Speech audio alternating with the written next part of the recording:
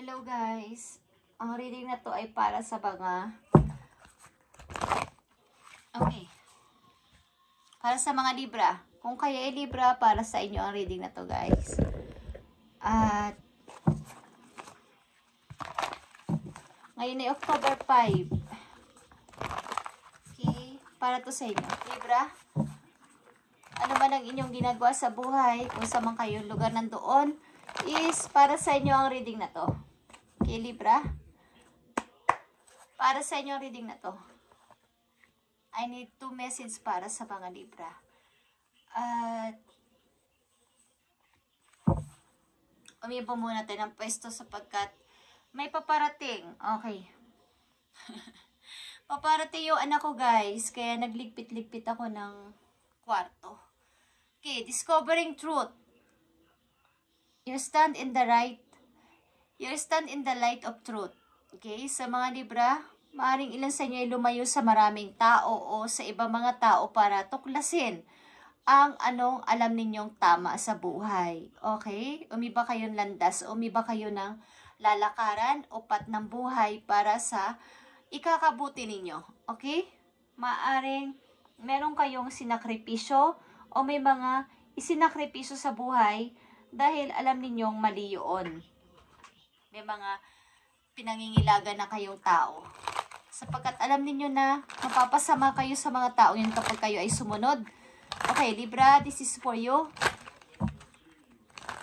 October 5, 2025. At kung maliit man ang upload nito guys, sapagkat minsan is mahina ang ating wifi o signal, is pasensya na kayo, but ito ay October 5. Okay, simula October 5. Para sa mga Libra ito. Para sa mga Libra, ang message na to, titignan natin to mamaya at titignan natin kung ito ay magkakatugma sa inyong sitwasyon sa araw na to o simula sa araw na to. Okay.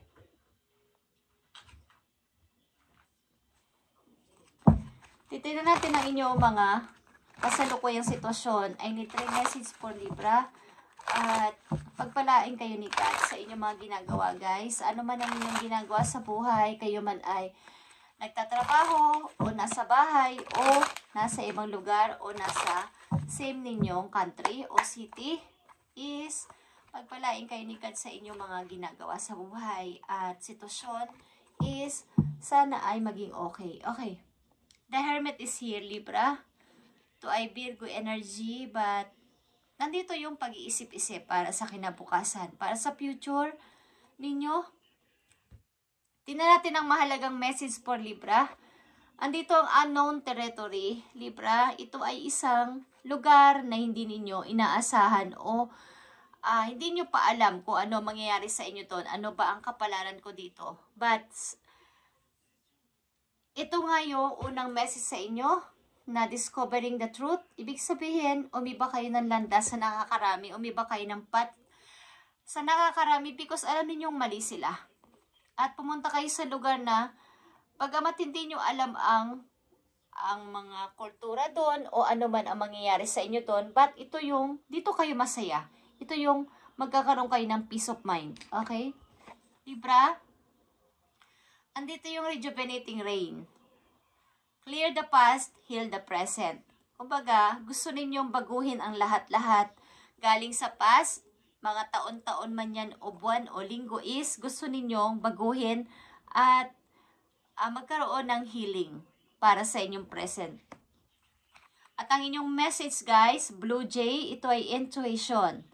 Pakikinig sa sariling damdamin, sa sariling pakikinig sa ibinubulong ng puso, dinidikta ng puso, at paghingi ng tulong kay God, kay universe, at sa inyong mga guidance. You are encouraged to follow your feelings and intuition. Okay. Follow your feelings. Kung ano inyong nararamdaman, ano man ang inyong pakiramdam sa ngayon, ano ang inyong gustong gawin, follow. Follow your feelings. This is a reminder that your personal power is in your own hands and that you are free to take flight at any time if you find yourself a situation that doesn't suit you anymore. Libra. Katulad ng ibon na to na nasa image, nasa picture is, kaya mo lumipad kahit saan. Kaya mong palawigin yung pakpak mo para makalipad ka kung saan mo gusto at ano man ang gusto mong gawin sa buhay na walang approval ng ibang tao. Okay? At may kakayanan kang gawin ito sa pamamagitan ng iyong own power, hindi sa dikta ng ibang tao. Kung alam mong hindi na okay sa'yo ang sitwasyon na to, pag-ibig man to, pamilya man to, trabaho man to, is alam mo na ang gagawin mo. Bagamat unknown ka sa territory na to, dito ka magkakaroon ng peace of mind. Libra? Okay? At heal the past. Kumbaga, clear the past, heal the present. I-clear mo na yung past mo at yung present mo, nagpapatuloy kasi yon galing sa past, kailangan mo yung i-heal o magkaroon ng healing sa iyong present sapagkat nagpapatuloy pa rin sa present yung sakit galing sa nakaraan. Okay, Libra? Message for you. Nandito ang Ace of Swords.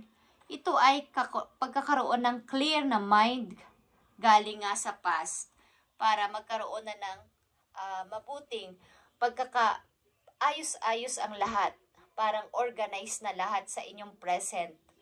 Ang mga gagawin nyo at mga paplanuhin nyo sa inyong kasalukuyan papunta sa future. Sapagkat andito din ang Hermit, katulad ng sinabi ko kanina, nag-iisip kayo ng mga paraan para sa inyong future. Ano man to is, gusto nyong pag-isipan to sa practical na desisyon this time. At andito ang The Hierophant. May kinalaman to sa pag-iisip ninyo at mga problema ninyo sa inyong family at mga minor lang na problema sa family but meron. Gusto ninyo magkaroon ng clear dito na maging okay na ang lahat sa inyong pamilya. Magkaroon ng pagkakasundo, wala nang away-away. Okay? At 9 of Wands is here.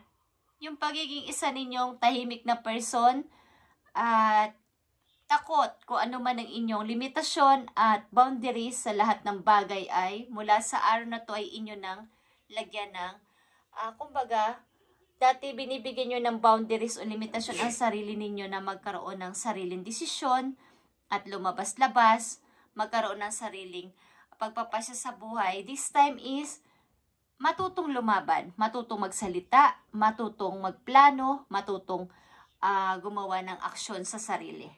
Libra, sapagkat ito ang nararapat sa inyo sa panahon ngayon, lalo na pumasok na ang October, guys. At after the October, November, December, is papasok na naman ang 2026. Okay, ibang taon na naman. At nanatili kayo sa old situation na wala kayong ginagawa pagbabago, is walang mangyayaring pagbabago. Libra, kailangan ninyong patunayan na kaya ninyo. Ang ilan sa inyo ay lalayo. Ito ay bondage. Okay. Lalayo sa inyong sitwasyon na kinalalagyan o old situation o old place. Okay, Libra, this is your reading. And this is your message today, October 5, 2025. Phoenix is here. Okay. Phoenix is, how's that for a happily ever after? Nagtatanong kayo kay God, nagtatanong kayo sa taas na paano ba ako magiging masaya? Magkakaroon ng masayang buhay, masayang may relasyon, masayang ako sa hinaharap ko. Nagtatanong kayo, ilan sa inyo ay may mga sinasabi na maaaring hindi naiintindihan ng ibang tao? Bakit mo to nasasabi, Libra? Sapagkat meron kayong kinikimkim na sama ng loob galing sa past, sa mga taong nanakit at nagbigay ng sama ng loob sa inyo, is, kaya nandito ang clear the past, heal the present. Nagpapatuloy sa present ito ang sakit at mga, kumbaga yung sama ng loob sa tao na nanakit at nagbigay ng sama ng loob sa inyo. So, andito yung wag naman sana yung gawin yung pagsumpa sa tao Okay guys, kahit na nasaktan kayo, huwag niyong gawin ito at magkaroon ng pagsusumpa sa isang pamagitan ng salita. Okay, kung gusto niyo lang na huwag dumaloy pa sa mga darating na panahon, is magkaroon ng clear na ang lahat at mag-heal na sa inyong present, guys. Piliin nyo na lang ang tahimik na pamumuhay at kalimutan ang mga masakit man, Libra, is I feel masakit man ang nangyari sa inyo, nasaktan kayo at sinaktan ng paulit-ulit, but ito na yon.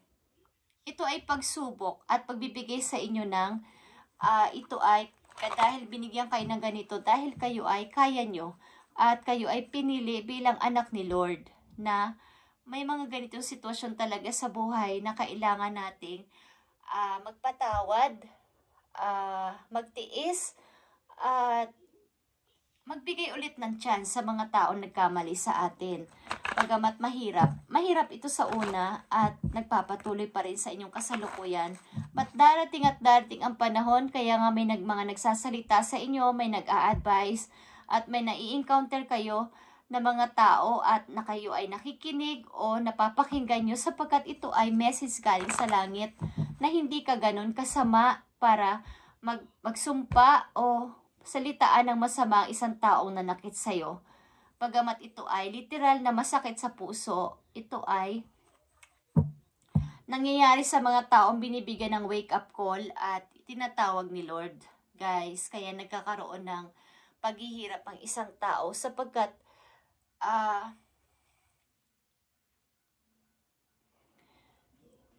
kaya yung nararamdaman ito dahil nga kayo ay nasa realidad ng buhay. Okay? Nasa realidad tayo ng buhay na kailangan natin yung rough road na daan. Okay? Kailangan natin ng pagsubok sapagkat bago tayo makarating sa kaharaan ni Lord, kailangan nating maramdaman ang hirap. Okay? Hindi puro sarap. Hindi ko alam kung ba't ito sinasabi sa inyo sapagkat ang ilang Libra na nandito sa reading ay ganito ang nararamdaman at nasasaktan sila ng sobra-sobra sa ginawa ng mga taong nanakit sa kanila. Kaya nagkakaroon dito ng kaunting maaaring nakakapagsalita ang ilan sa inyo ng masakit na word at panunumpa sa isang taong nanakit sa inyong puso. But kaya nga nandito ang clear the past, heal the present sa pamamagitan ng tubig o ulan, is dito nyo mararamdaman ang paglilinis, okay? Cleansing para sa inyong sarili, guys. Pag nakakakita o nakikita nyo ang ulan, nakakaramdam kayo dito ng sakit. At dito rin kayo mag-heal ang inyong puso. I need message po, Libra. Thank you. Nandito ang healer of emotion, okay? Kasasabi ko lang, kailangan yung mahilang inyong emotion, guys, sapagkat sobrang nasaktan ng inyong puso.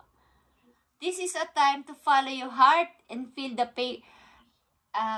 Feel the power of your emotion. You may feel compelled to nurture others to forget to care of yourself. Flashes of intuition provide you with incredible insight. You got another person. You have another person for a kind, tender-hearted, loving, and trustworthy friend. Okay. Maaring may mga kaibigan o may makikilala kayong isang tao na tutulungan kayo sa paghilom ng inyong nararamdaman sakit sa puso sa mga nakaraang taon-taon sa buhay ninyo na pananakit ng isang tao. Maaring ang tao nito ay trustworthy friend or merong tender-hearted and loving na puso, guys. At doon kayo matututo ng pagmamahal at pagpapatawad at pagpapasensya sa taong nanakit at nanakit sa inyong puso. Guys, ito ay kailangan nyong mahil ang inyong puso sa mga Libra nandito. Okay, kung ito inyong nararamdaman sa mga Libra na nandito sa reading, sorry guys, but kailangan ninyong maramdaman na kailangan din ang pagpapatawad kahit na ano pang nangyari, is may reason lahat ng ito. May award naman kayo matatanggap kay God na hindi nyo pa yun nalalaman sa ngayon, but ito ay ibibigay sa inyo sa tamang panahon. At nararamdaman nyo naman yan sapagkat pinagpapala kayo sa any situation na inyong kinakasaglakan. Ano man ang nangyari sa inyong buhay, is may dumarating na blessing, money, pagtulong na galing sa ibang tao, is yun guys, yun yung reward at award ni God sa inyo, bagamat kayo ay iniwan o sinaktan ng tao, na ito ay may mga matagumpay kayong buhay, may mga tumutulong na tao, may mga blessing, may mga success na negosyo, is yun guys. Okay, Libra, last message for you. Kaya nandito ang Blue Jay is intuition ito. Ini-encourage ka na yung mga guides na follow your feelings and intuition. Nagre-remind ito sa iyo ng inyong personal power ay nasa inyong hand. Okay? Free to take flight. Kung ano man itong naranasan nyo na to, kung kayo ay nasa mabuti na kayong kalagayan ngayon at nakakaangat-angat na sa buhay, why not na hindi kayo mag-travel? Why not na hindi kayo mag-relax? Bigyan ng reward ang sarili at magbigay ng energy sa sarili. Guys, Libra, this is for you at para to sa'yo. Attune to the divine. Attune to the divine, ibig sabihin nito, ito ay New Moon in Pisces. Pagbabago ng inyong mga pananaw sa buhay at ipagkatiwala mo kay God, kay universe, ang lahat na may kapalit lahat ito. Itong lahat ng iyong pagtitiis is lahat ito ay merong reward kang matatanggap. Ano man ito is may kaukulan itong reason, guys, kung kaya't ito ay nangyari. At kung kayo may mga sinumpang tao, is bigyan nyo na sila ng pagpapatawad sapagkat lahat ito ay nangyari na may reason. May rason si God bakit ito nangyari. Maaring may mga tao kasi na kahit sa tinatagal-tagal ng pagsasama is may hangganan sapagkat may reason nga. Alam nyo kung bakit? Is maaring kayo yung itinakda ng 13 years? Ba't naghiwalay kayo? Kung ikaw ay open-minded na tao at malawak ang pagkakaintindi sa buhay, sa realidad ng buhay, is maaaring ituturing mo na lang itong good memories sapagkat maiintindihan mo bakit is may mga, nung nawala siya sa buhay mo, may mga nakilala kang bago. May mga naging kaibigan ka na bago. May ginawa ka sa sarili mong bago. May pinasukan kang bagong trabaho. Umangat ang buhay mo. Naging matatag ka sa buhay. Nagkaroon siya ng bagong kakilala din. Sapagkat guys, yung 13 years na yun halimbawa lang is, yun yung ibinigay na pagsasama ninyong dalawa na kayo yun.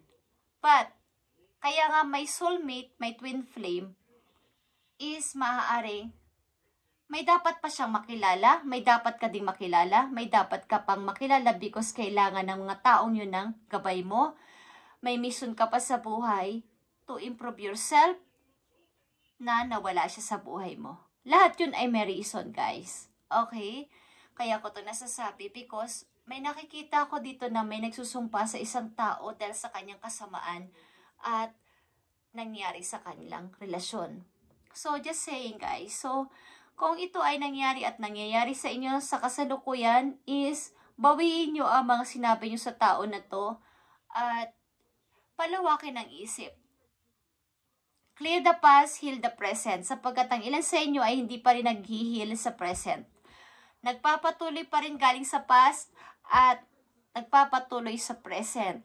So, kaya nyo naririnig ang message na to is tinatawag kayo ng inyong mga guidance na baguhin ang inyong pananaw at bawiin ang salita na to sa tao na to habang maaga pa para kayo ay magkaroon ng katiwasayan sa buhay at magkaroon ng masaya pamumuhay hanggang sa kayo ay nandito sa mundo at kasama ang inyong mga minamahal sa buhay na mahalaga din sa inyo at maging masaya.